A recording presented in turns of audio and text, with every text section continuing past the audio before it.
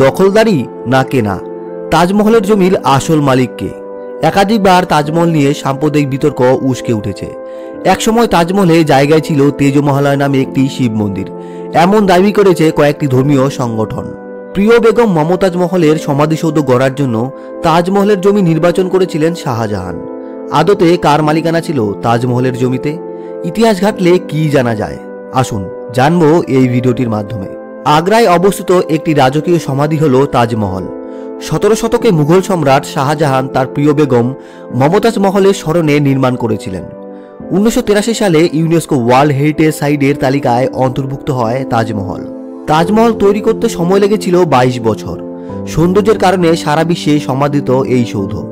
ধবধবে সাদা মার্বেল পাথরের গায়ে সুন্দর নকশা, চাঁদনি রাত হোক কিংবা উজ্জ্বল রোদ, তাজমহলের রূপ চোখ ঝলসানো। তবে একাধিকবার তাজমহলের জমির মালিকানা নিয়ে বিরোধ দেখা দিয়েছে।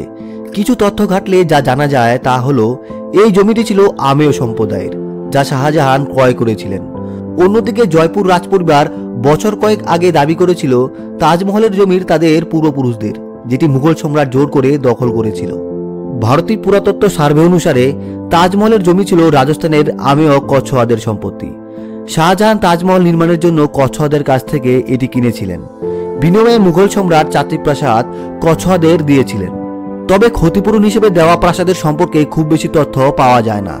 তা সত্ত্বেও দরবারের ইতিহাসবিদ হামিদ লোহরি তার বাদশাহনামা এবং ফরমানের মতো রচনাগুলিতে তাজমহলের জন্য কচ্ছওয়াদের কাছ থেকে জমি কেনার কথা উল্লেখ করেছিলেন। তাজমহল প্রায় 60 বিঘা এলাকা জুড়ে বিস্তৃত। 22 বছর নির্মাণ কাজ চলার পর শেষমেশে 1648 সালে নির্মাণ কাজ শেষ হয় তাজমহলের।